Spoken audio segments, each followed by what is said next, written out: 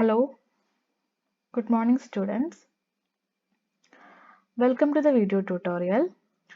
നമ്മൾ ഇന്ന് ചെയ്യാൻ പോകുന്നത് എഞ്ചിനീയറിംഗ് കെമിസ്ട്രി ലാബ് വെർച്വൽ ലാബിൻ്റെ ഒരു ചെറിയ ക്ലാസ് ആണ്. ആൻഡ് നമുക്കൊരു ലാബിനെ കുറിച്ചിട്ടുള്ള കുറച്ച് ഡീറ്റെയിൽസും കുറച്ച് വീഡിയോ ക്ലാസ്സുകളുമാണ് നമ്മൾ ഡിസ്കസ് ചെയ്യാൻ പോകുന്നത്. So welcome students to the virtual lab classroom. അപ്പോൾ നിങ്ങൾക്ക് ഇതൊരു പുതിയ എക്സ്പീരിയൻസ് ആണ്. നമ്മൾ ഒരു വീഡിയോസ് വഴിയാണ് നമ്മൾ ലാബിൽ നിന്ന് ചെയ്ത് അതിൻ്റെ റിസൾട്ടിലോട്ടേക്ക് എത്താൻ പോകുന്നത്.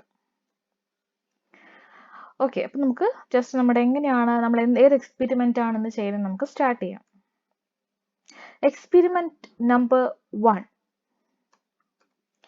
Estimation of hardness of water by EDTA method. ഇതാണ് നമ്മൾ ഇന്ന് ചെയ്യാൻ പോകുന്ന ലാബ്.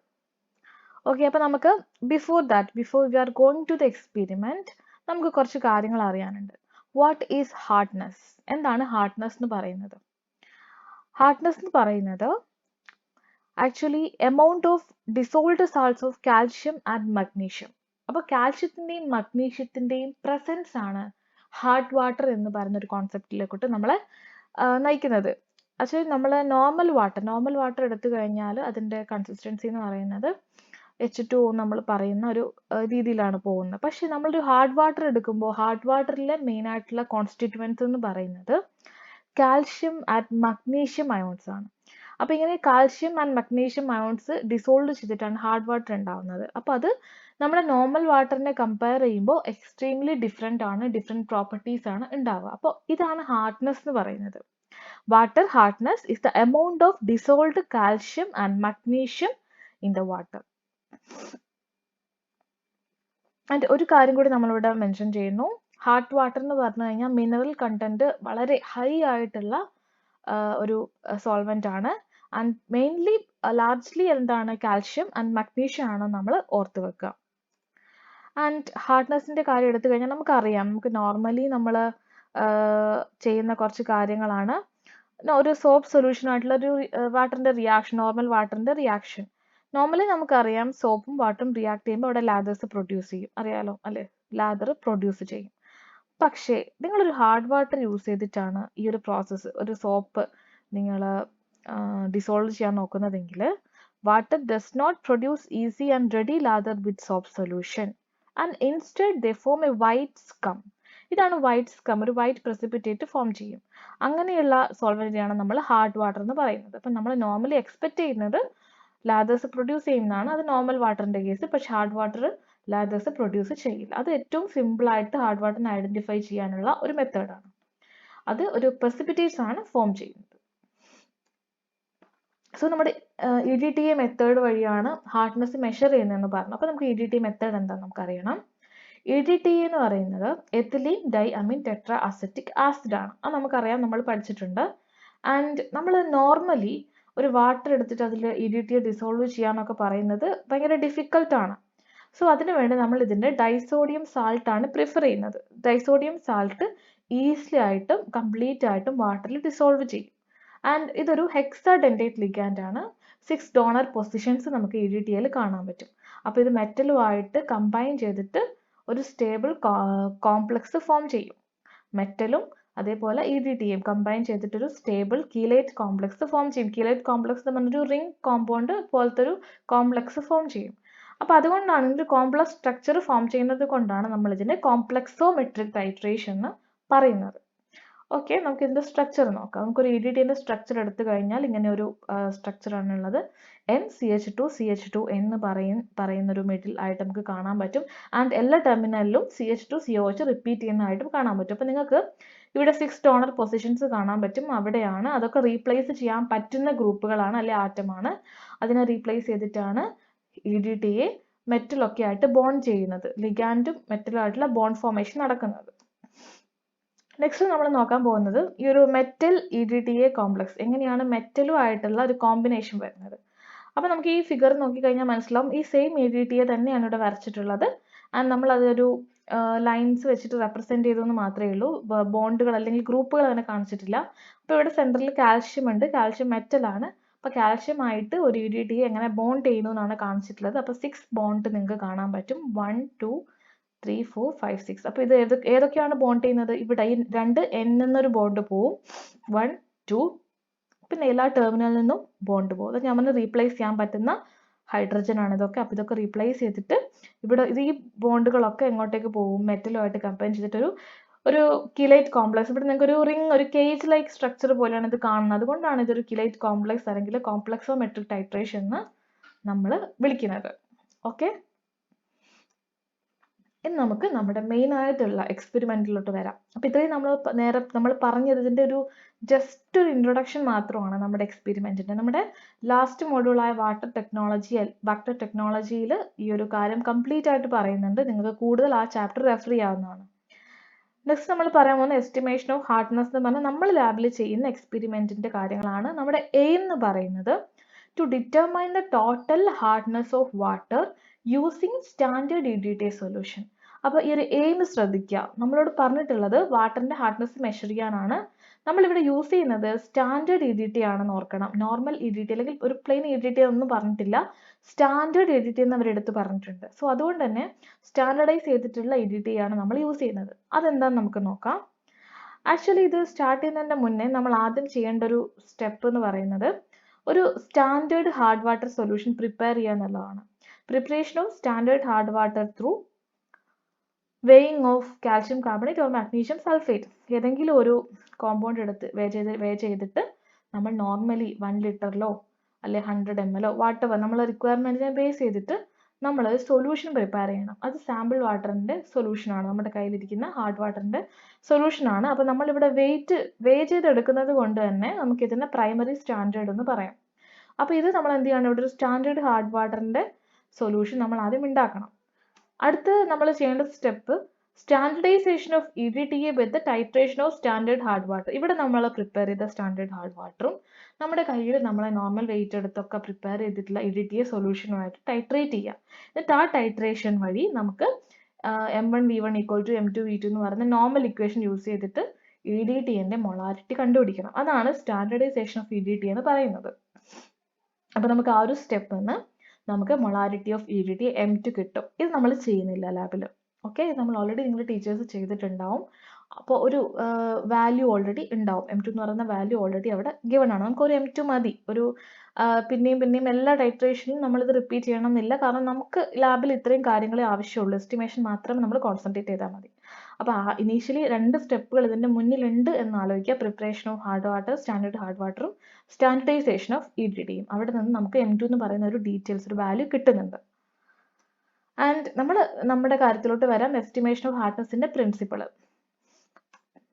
അപ്പോൾ നമ്മുടെ പ്രിൻസിപ്പിളിലോട്ട് പോകുമ്പോൾ കോംപ്ലക്സോമെട്രിക് ടൈട്രേഷൻസ് പറയുന്നത് one of the best hardness estimation മെത്തേഡാണ്. ഹാർഡ്നെസ് മെഷർ ചെയ്യാനുള്ള ഏറ്റവും ബെസ്റ്റ് ആയിട്ടുള്ള ഒരു മെത്തേഡാണ്. കാരണം സ്റ്റേബിൾ കോംപ്ലക്സ് ഫോർമേഷൻ ഒക്കെ നടക്കുന്നത് കൊണ്ട് വളരെ നമുക്ക് യൂസ്ഫുൾ ആയിട്ടുള്ള ഒരു മെത്തേഡാണ് ഹാർഡ്നെസ് മെഷർ ചെയ്യാൻ.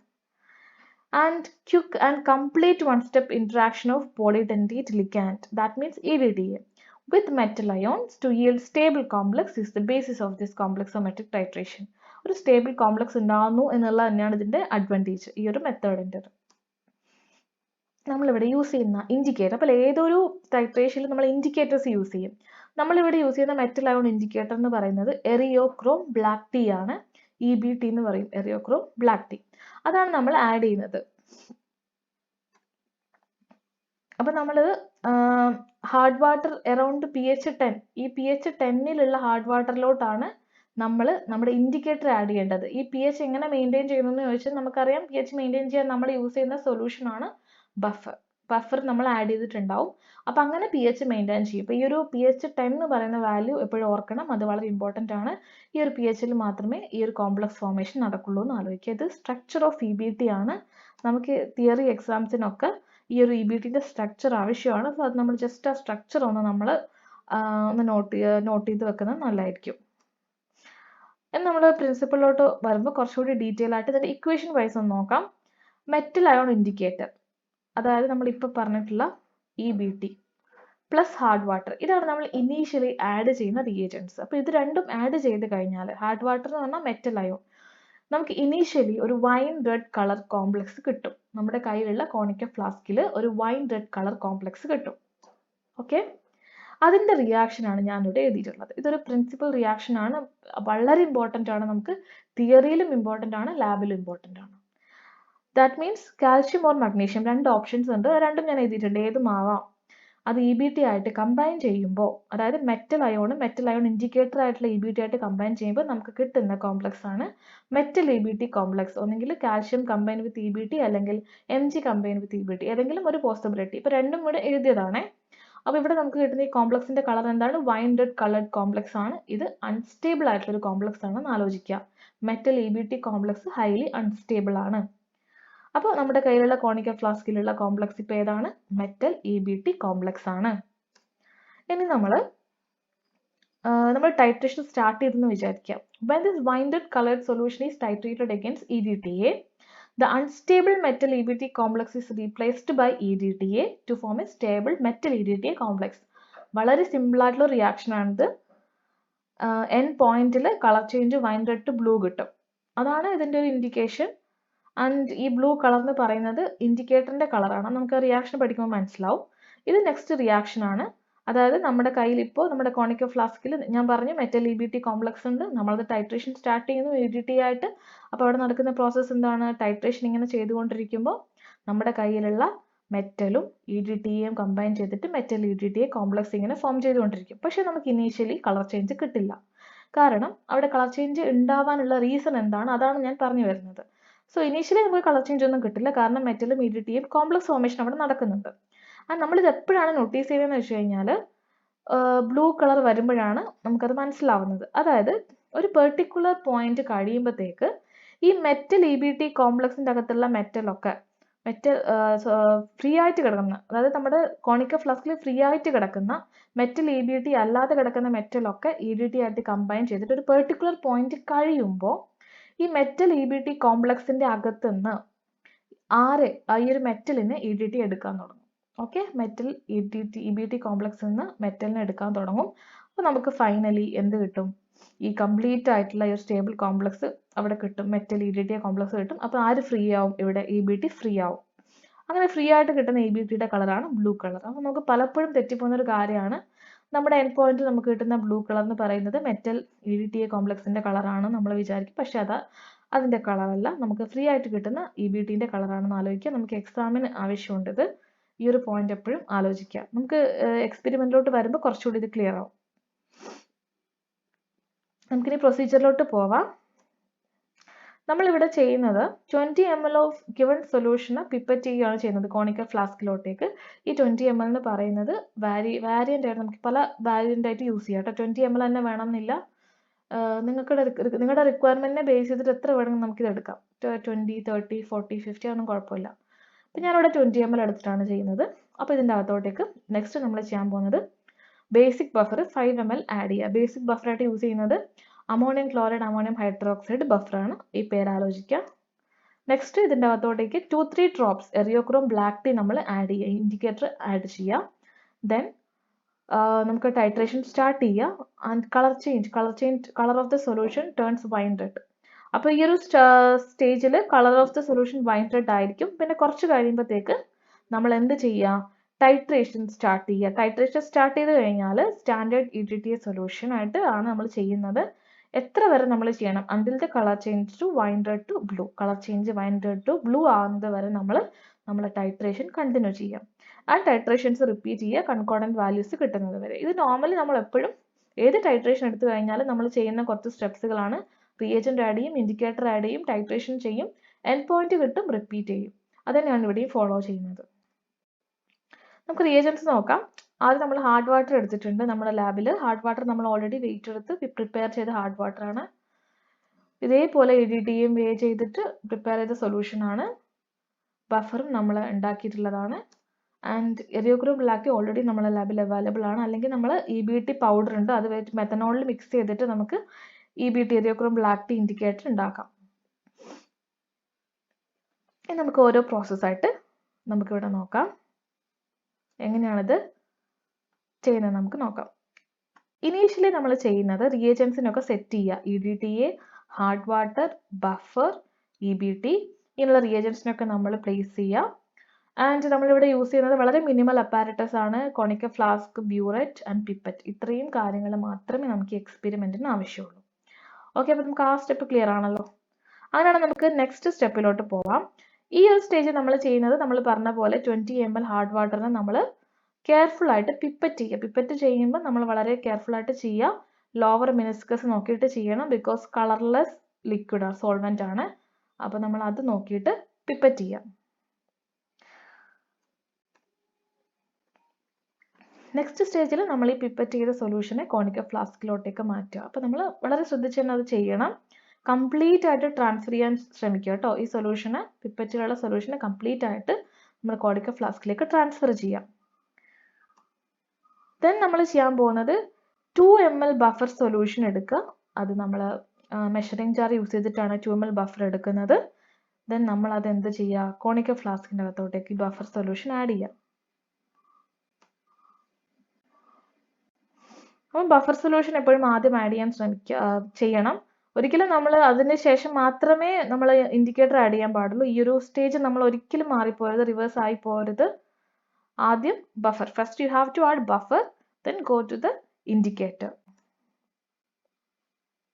നമ്മൾ ഇൻഡിക്കേറ്റർ എടുക്കുമ്പോൾ ശ്രദ്ധിക്കേണ്ട കാര്യം, ഈ 2-3 ഡ്രോപ്സ് എന്ന് പറയുന്നത് നമുക്ക് അത് നോക്കിയിട്ട് ചെയ്യാൻ പറ്റുള്ളൂ കേട്ടോ. നിങ്ങൾ നിങ്ങളുടെ സൊല്യൂഷനിൽ ഓരോ ഡ്രോപ്പ് ആയിട്ട് ആഡ് ചെയ്ത് നോക്കുക.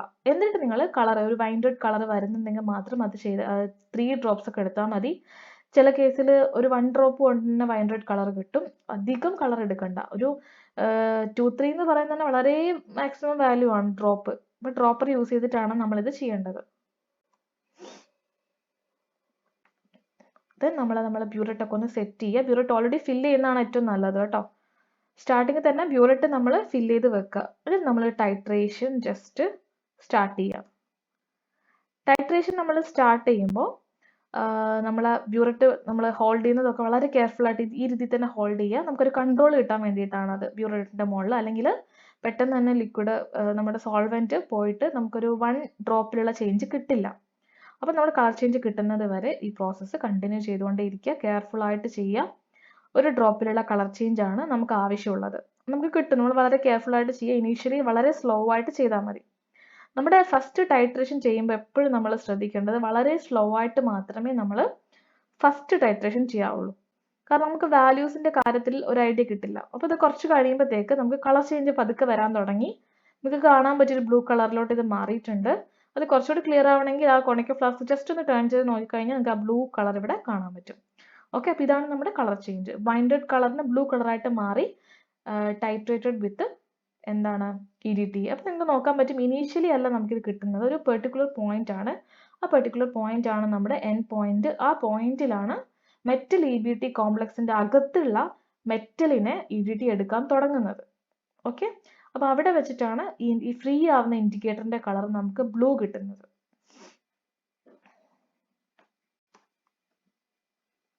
ഇനി നമ്മൾ ശ്രദ്ധിക്കേണ്ടത്, ഞാൻ നമ്മുടെ എസ്റ്റിമേഷൻ്റെ ഒരു സമ്മറിയാണ്. ഇതായിരുന്നു നമ്മുടെ initial colour wine red. Okay, ഇതെന്ത് കോംപ്ലക്സ് ആണ്? മെറ്റൽ EBT കോംപ്ലക്സ്, ഓർത്ത് വെക്കാം. ദെൻ നമുക്ക് ആഫ്റ്റർ എൻഡ് പോയിന്റ് നമുക്ക് കിട്ടുന്നത് ബ്ലൂ കളർ സൊല്യൂഷൻ ആണ്. ഇതെന്ത് കോംപ്ലക്സ് ആണ്? Metal EDTA complex.